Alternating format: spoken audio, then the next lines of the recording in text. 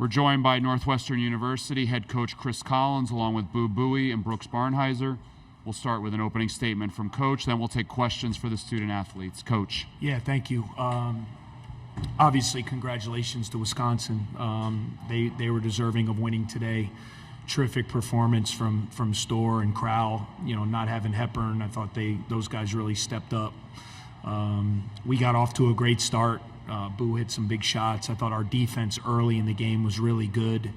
And then that run kind of in the middle part of the first half is kind of when the game flipped a little bit. It was 14-0 run or whatever it was. I thought they were able to get to the basket. They hit a couple shots. You know, Storr started getting going.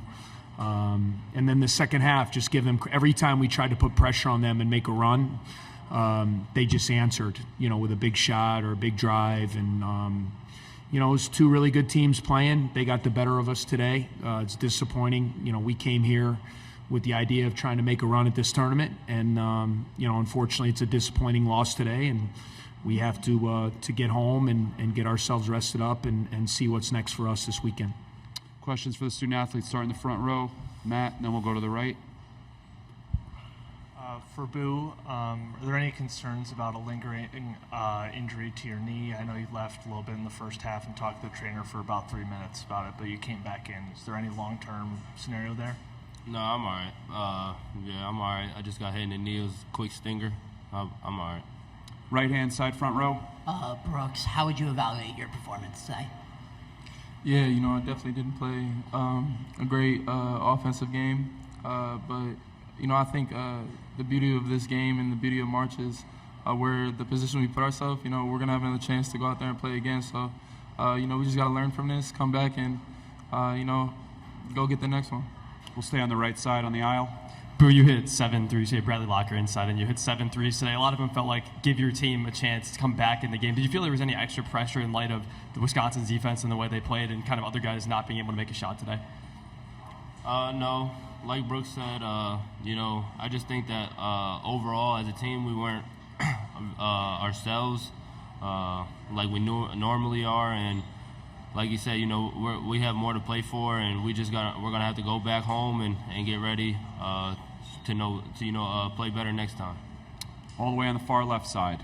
Brooks, you guys were in a similar situation last year, dropping the first quarterfinal game after a double bye. How do you guys put this behind you as you head into tournament play? Yeah, I think kind of treated the same way as last year. We kind of looked at that game, you know, saw we didn't do well. We knew that we had another opportunity ahead of us, so, you know, we kind of just, you know, got better from it, and that's exactly what we're going to do this year too. Front row, right side. Boo, after that under 12 break, you only took 2 shots the rest of the half. What off-ball adjustments did you see Wisconsin make with their defense to kind of keep the ball out of your hands? I mean, yeah, so pretty much all the teams have been doing it, but, you know, they've been trying to send 2 to the ball or, you know, just really make me pass the ball. And, you know, my teammates and coaches, we talk about it all the time. If they're going to do that, you know, we just got to make them pay. And it's just me being patient and, you know, hitting the other guys and them getting the open shots or making the extra pass. And we didn't really do a great job of that tonight, but like Brooks said, man, we're looking forward to the next game, on to the next, and looking forward to making another run next tournament. Second row in the middle, Maya. Hi, Maya Flackby with Gopher Hole. Boo, you mentioned that you guys weren't yourself today. What makes you think that? Like, what was different about today? Yeah, I mean, if you just look at our offense, especially in the first half, I mean, I just thought we got a little stagnant. You know, we went up 21-10, and then our offense was a little bit stagnant. And, you know, we've been a really good, efficient offensive team all year, and that's what I mean. That just wasn't like us. And we made a couple bonehead plays defensively. So, I mean, I know how capable this team is, and I just didn't feel that we were ourselves tonight.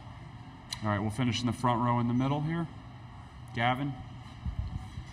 Gavin Dorsey, Star Tribune. For either one of you, Wisconsin hit 10 threes, 6 of them in the second half, and a lot of them seemed like they were fairly wide open.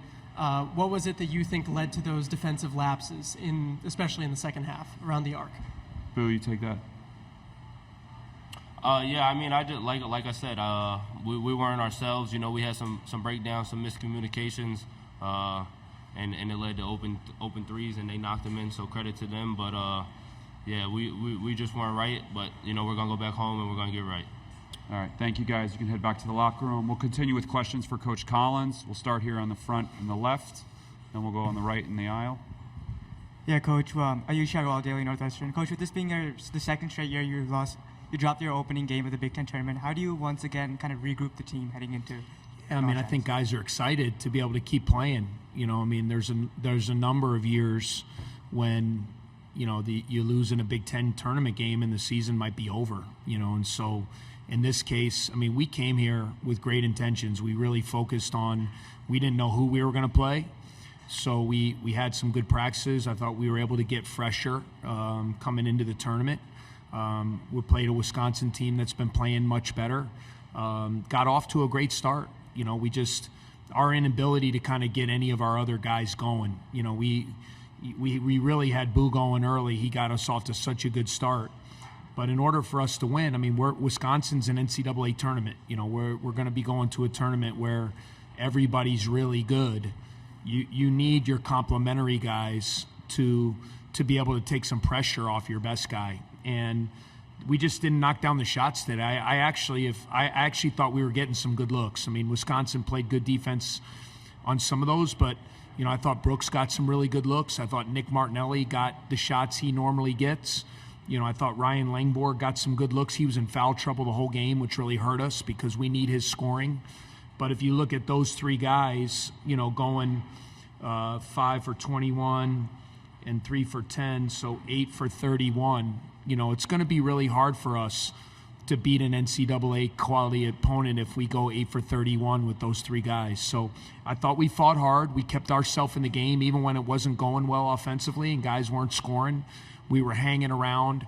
And then there were just a couple critical possessions where maybe in transition we got a couple shots blocked. We missed one. They ran out, got a dunk, got a shot on the other side. But give them credit. I mean, they're a good team. Obviously, we had the same record this year.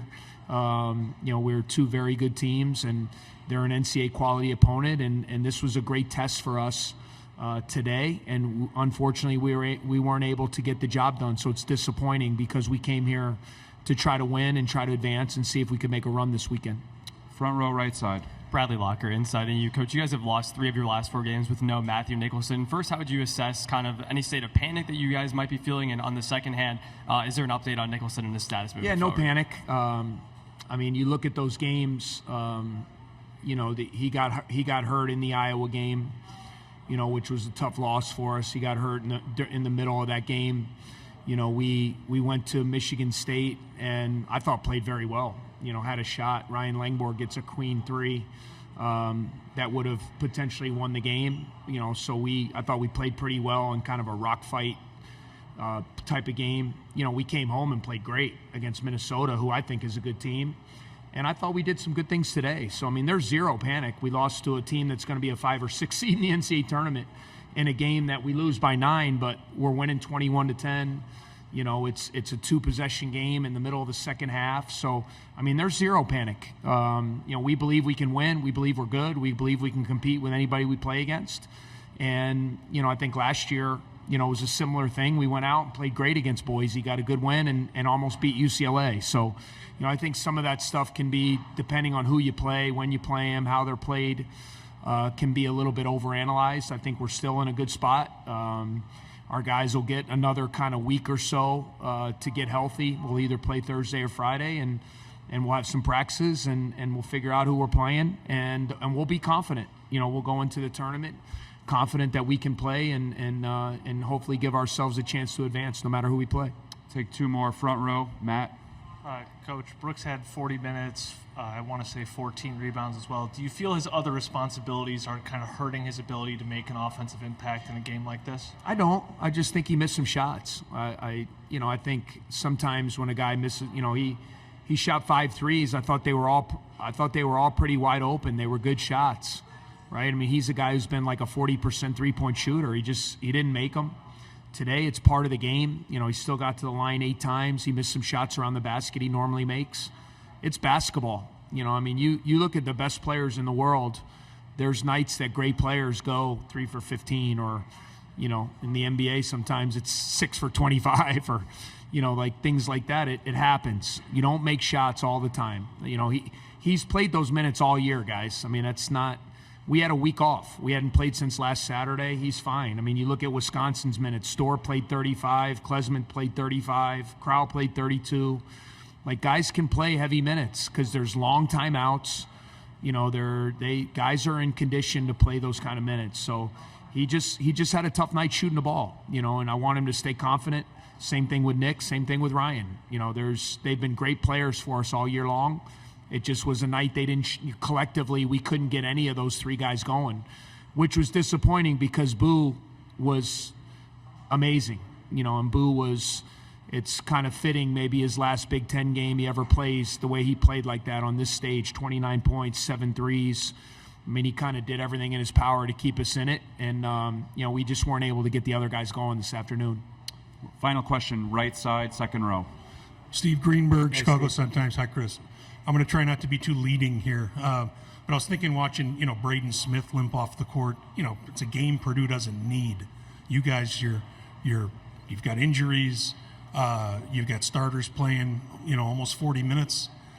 How much does this tournament even matter, you know, for you in the scheme of things? Is it not the worst thing to go home after one game? I mean, look, in hindsight, it's not the worst thing. The worst thing would probably be to play 3 games and lose in the championship, right? Because you get wiped out and then you got to fly home and figure out who you're playing. I mean, that being said, as a competitor, you know, you don't view it that way. You come in. I mean, we were really excited, really ready to play. We came here. We felt we had a great chance, you know, not being able to play until Friday. You know, but then when you lose a game, you kind of say, okay, let's get home. You know, let's dust ourselves off. Let's get back to the drawing board. We're still in a good spot. You know, we were able to get through the game. The guys we do have, we still, you know, Ty's out. You know, no new – I apologize I didn't answer your question on Matt. No new update there with Matt.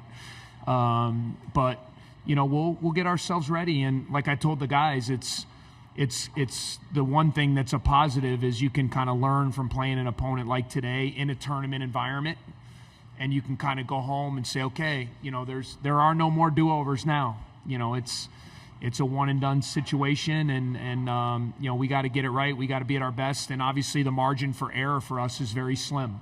When you lose some key guys, 2 starters, you can still win. Doesn't mean we can't win.